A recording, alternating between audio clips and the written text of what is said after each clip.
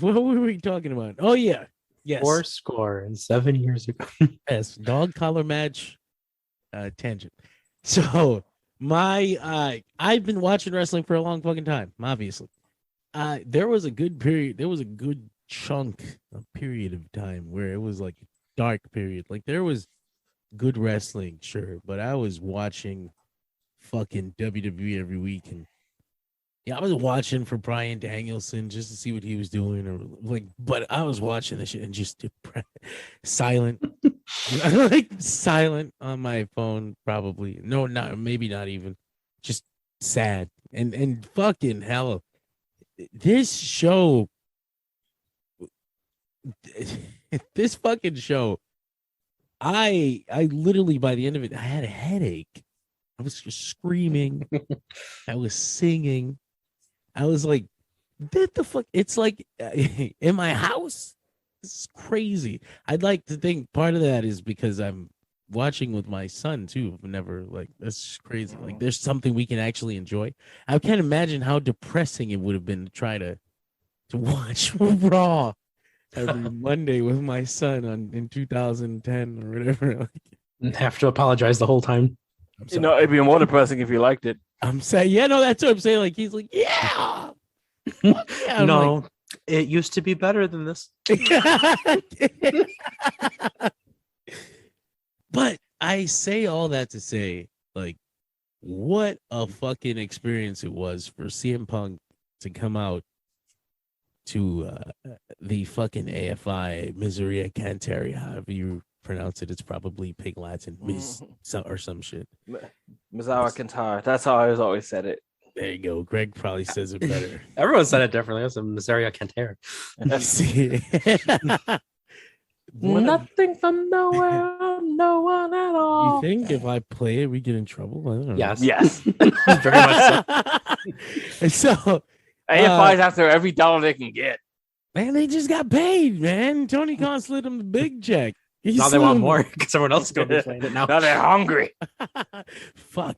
No, so listen, that I know a lot of people expected MJF or somebody to come out to the song. I did not think they would do it. But when the fucking lights went That all was dark, my call that MGF was going to do it in a shitty way. which he came out to Cult of Personality instead. Yes. He did, and these people have been fucking saying they wanted him to do that forever. They finally got it. I'd be happy. It worked. People were singing that song before MJF walked out there. But no, man, Punk's fucking music hit, and I lost my shit. I'm watching this with my son, and we'd seen. He didn't watch the match with me, but I was watching Raven versus CM Punk like earlier in the day. The dog collar match. And the kid was walking by, and he had seen it. Punk. He's seen the. He was doing something. Dad's else, watching though. old shit again. No, because he's surprisingly this kid. His wrestling taste is it surprises me. It's very sophisticated. I'm like, I'd never talk about it because it's so unbelievable. Like it sounds like something out of a fantasy. Like you have a child too much shown in anime. Yeah, like no way. Like my child comes up to me and he's like, Dad, can we watch the Kenny Omega and Okada matches? I'm like, what the fuck is this? What are you even taste? What are you doing? Where are you getting this from? Who's you mean the internationally known, famous for being mentioned on Blackish Kenny Omega Okada match? And like and all that and like that kind of shit comes from AEW being his first wrestling fandom. That's such a weird thing that I might not like.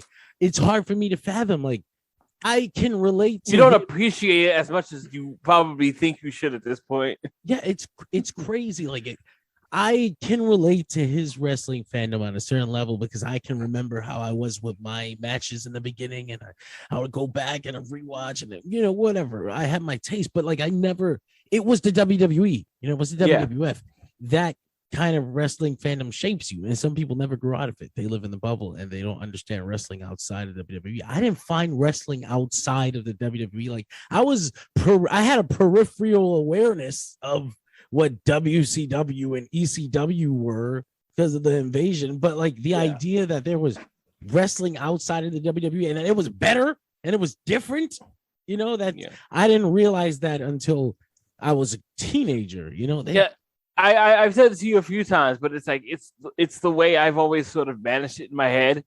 ECW for you is what the NWA was for me. It's a history lesson. Yeah, it's this thing that happened in the past.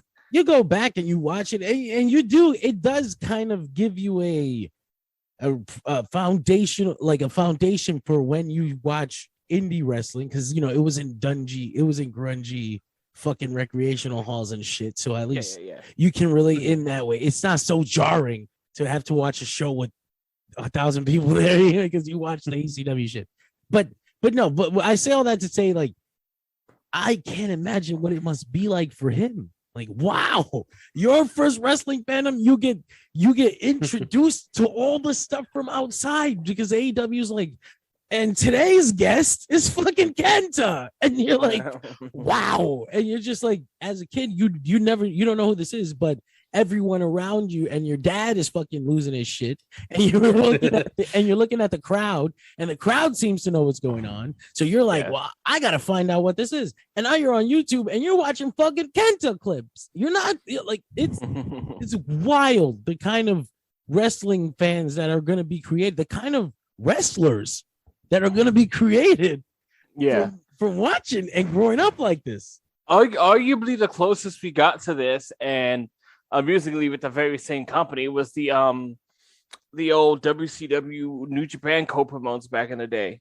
I was just thinking, because that was one of the ways that I was starting to get more into like Muda and Jushin, and like when they would come over for their little brief tours, and even you get fucking Liger and Rey Mysterio Jr. putting on a banger for 20 minutes. Exactly.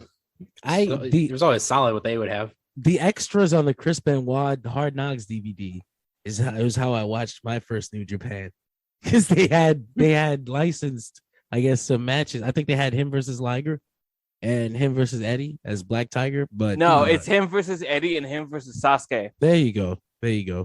I remember that. I remember that distinctly because of Taz.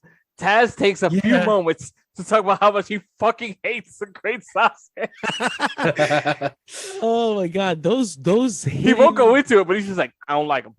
Those hidden gem commentary joints are fucking great. But no, but that didn't actually get me into fucking. It didn't get me into New Japan because it was so fucking removed. It was Ring of Honor bringing in the Dragon Gate guys that got me into Japanese wrestling. But at least I can relate on that level. But but like I was saying, I would just have me thinking about the kind of fans that are existing today that are very different from what we had, and they're gonna have like sophisticated wrestling taste, and they're gonna grow up with a very different fucking vision of what wrestling should be. It's gonna be amazing. I hope I'm here for it. I hope we don't fucking all die or get nuked or some shit. I'm here for the future, man. It's gonna be awesome. Don't look up. So that being said, don't look up. Three rings, 60 men in Russia. CM